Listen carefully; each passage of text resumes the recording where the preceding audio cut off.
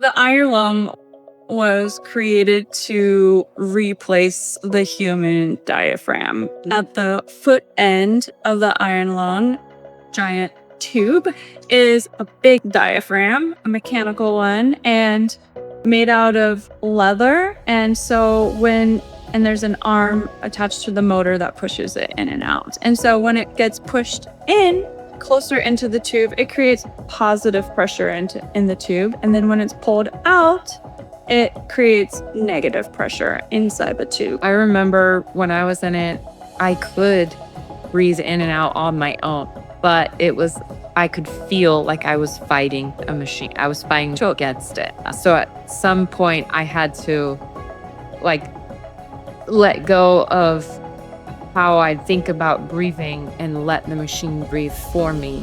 Yeah. And then it's like you sync with the machine. You really become one with the machine, yeah, and love. So you have to not think about it. No. Because this is controlling the rhythm.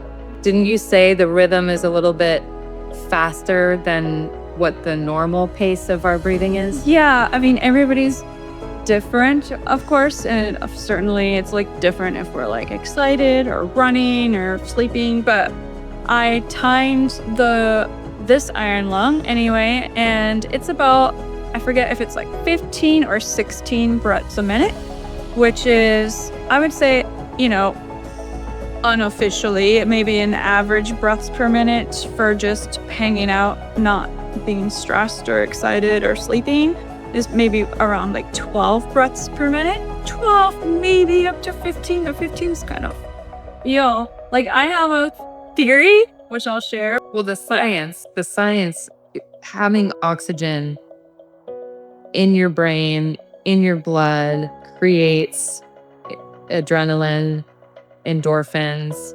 It's good to have oxygen moving through your whole body, pumping through. Yeah. I would also add that just anything that helps or encourages us to focus on our breathing.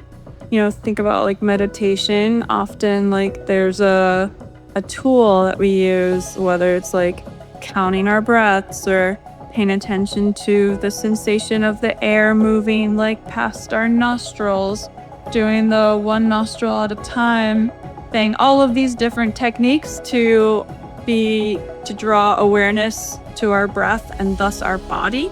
So we totally don't think about breathing because it happens naturally. So when you're rolled into a machine that looks like this and you're paying attention to every single breath that you're taking, you kind of tune out everything and get really just here.